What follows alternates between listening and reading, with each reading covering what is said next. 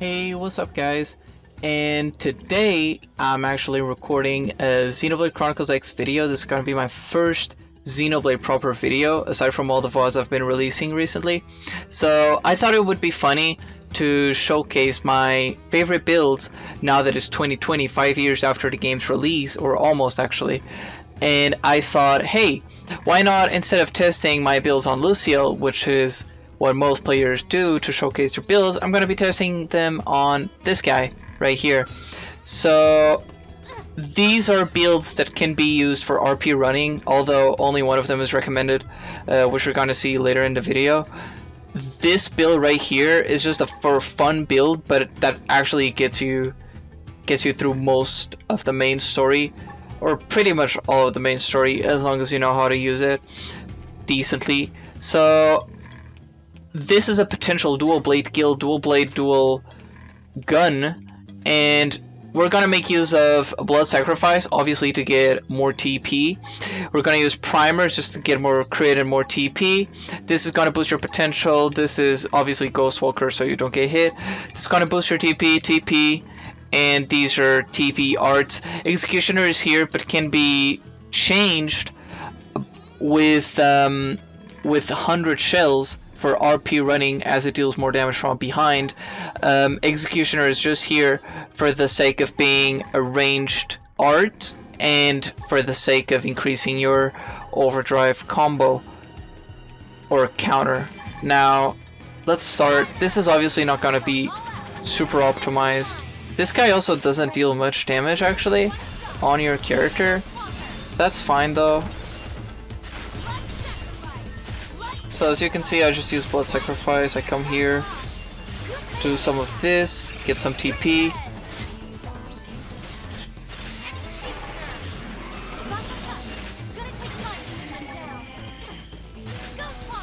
Right, so I dealt a bit of damage on this guy, but he actually didn't die yet. That's fine.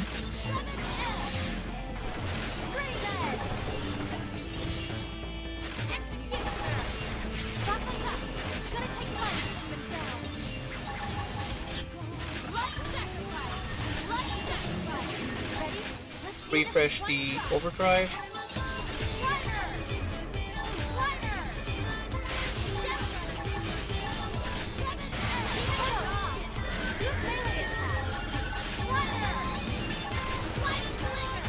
I'm obviously not doing 100% optimal.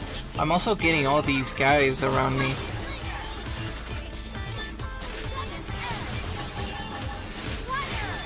They are pretty annoying, not gonna lie. They are destroying my Ghost Walker.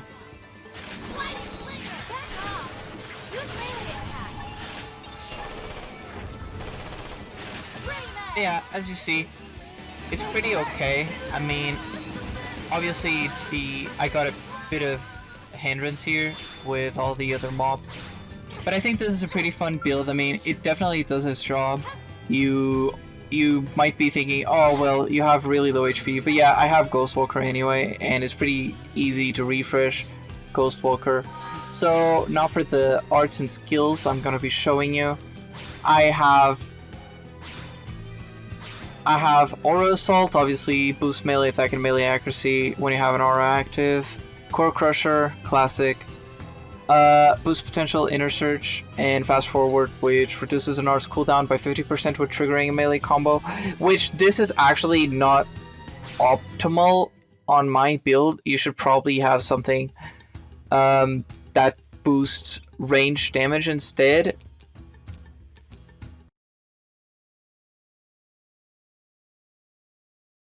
And secondary accelerator, because, you know, those secondary cooldowns having the least amount of cooldown. I already showcased yours, but it's here again. My Executioner is actually not level 5 yet. I just used it for, you know, to have some fun. And my gear, right now, I have 817 potential, and my gear looks like this. So yeah, a lot of potential, a lot of aura rapid cooldown, and this is a very fun build if you really like to do stuff with dual blades, with dual guns, I think this might be the build for you. We're gonna go for the next build.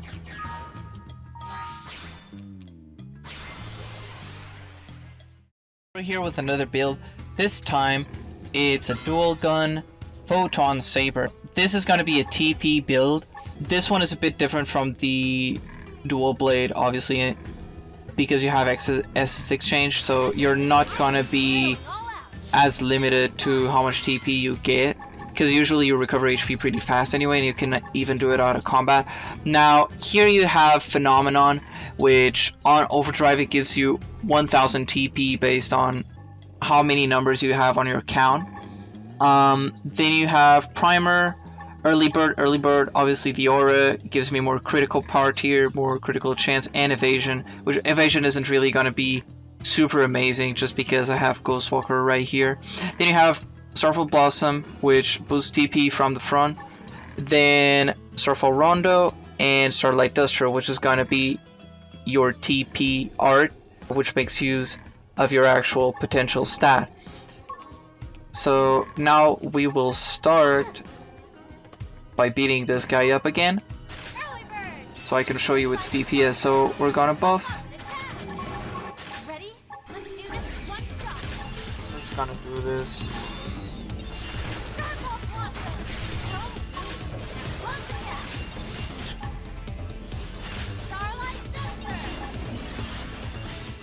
And as you saw, it's very, very easy to just destroy a guy like this with this build. I think it's a very fun build as well. It's definitely one of my favorites. It's very fun to use, and I mean, it's super swaggy, super fun. Alright, and the arts and skills for this are the same as the dual blade build, actually. And obviously you're doing a melee combo now, so it's way better. The dual blade one was just optimized. Don't forget, just use a ranged boost skill instead of a melee attack boost skill. Then your arts are obviously this one, and my gear looks like this. So most of the gear is basically the same as on the other build and all the other builds that are going to come up. The only real difference is the weapon and the augments that I have on the weapon. I mean, I have 5 appendage crushers just in case, general build, you know, and then a secondary cooldown reducer.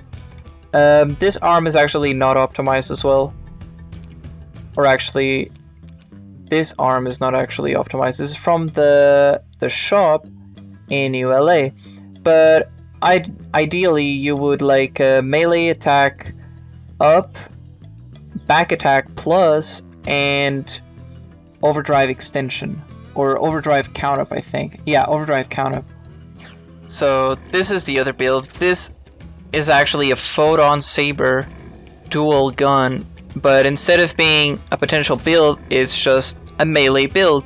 So the difference is in the art, and basically you're not going to be using any TP whatsoever. The only kind of TP you'll be using is for your early bird, for your aura, and I'm going to show you how it works.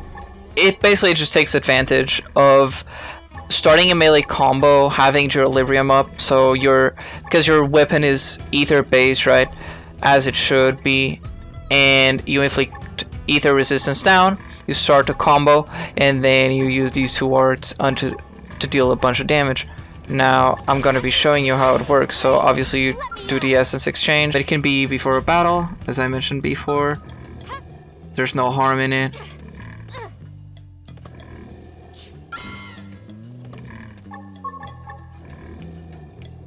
And what you're gonna be doing is early bird, primer for your critical chance, Ghostwalker, and now you're gonna want to cancel your purple art first because it's cancelable.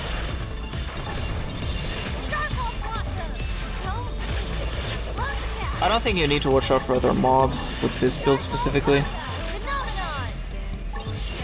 And if you do, it's just when you use this art, so yeah. Now this obviously doesn't have This doesn't have a potential, and actually I'm not using my melee attack build, but you're already seeing that it's keeping up pretty well with this guy. The DPS is not that bad, as you can see.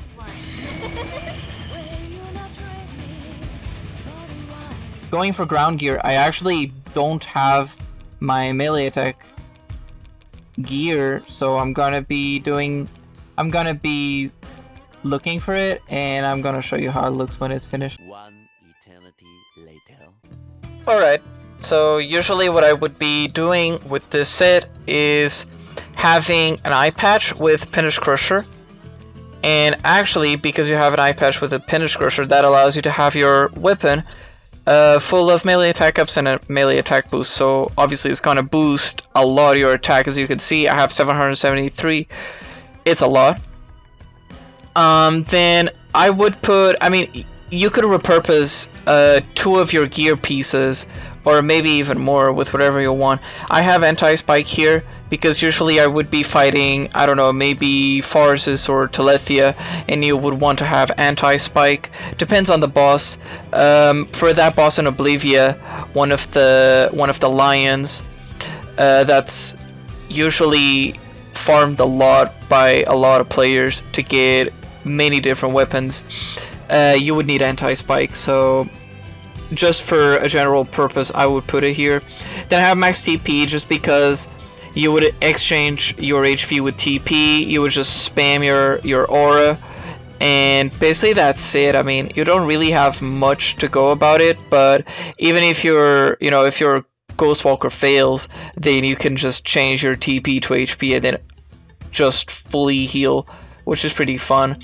Then you have Overdrive gain TP just to aid a bit on the TP recovery, just in case you want to change it for HP again, or if you want to use your aura but you don't really have it built up. And obviously the second anti-spike, because an anti-spike is 50%, so 2 anti-spike augments are 100%, so you completely avoid spike damage, which is like damage per second or over time. It actually deals a lot of damage, it hurts a lot, so it would be wise for you to actually use these. Alright, and now for the last build. This is gonna be a classic. It's gonna be the Ether Blossom Dance. So this is a very straightforward build. I'm gonna be showing you. We have Primer, Offensive Stance, obviously to deal a lot more damage, increase accuracy, everything.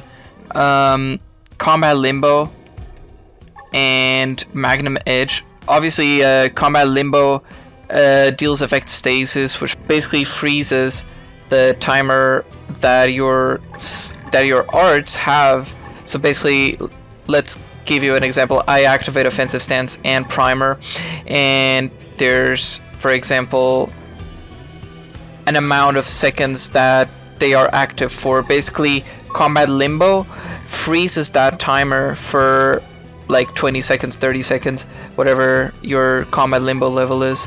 Then Magnum Edge to inflict physical resistance down, and it's obviously the purple art that's going to give you 1000 TP on max overdrive. Then obviously Blossom Dance, it's the star of this build. True Stream Edge to give you even more TP.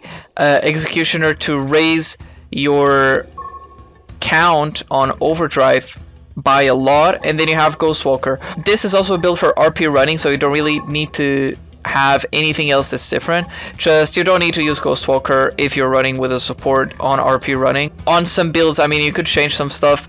On some builds you also want to change, for example, that dual blade build that I showed before this one.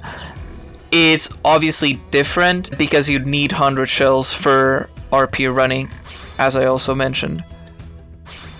Now for the skills, you can have secondary, it's basically the same thing, right? But you can have secondary accelerator. But for RP running, I would actually recommend you to have, let me see if I find it. I would actually recommend you to have background noise instead. It's just because you're, depending on the boss you're going to be running, for example, for Telethia, you need more Punish Crushers, right? So maybe having secondary cooldown is better. But for Ig, But for Ig, it's gonna be different. You're gonna have, instead of 5 appendage crushers, you're just gonna have 3. So everything else on your weapon should be filled with SCR, which is secondary cooldown reducer augments, and you won't need this skill then, so you can use background noise. So there's that small difference. I'm just gonna do it a little different here, and I'm just gonna showcase you how it looks like. So as you see, I have a secondary cooldown reducer regardless, because I have a free slot. Then my gear looks pretty much like the one on the dual blades, and I'm gonna be showing you how it works. So this is already in order, so you really just have to autopilot this. Basically, you do this, this,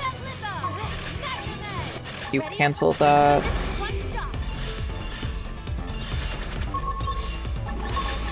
gonna use Magnetic again.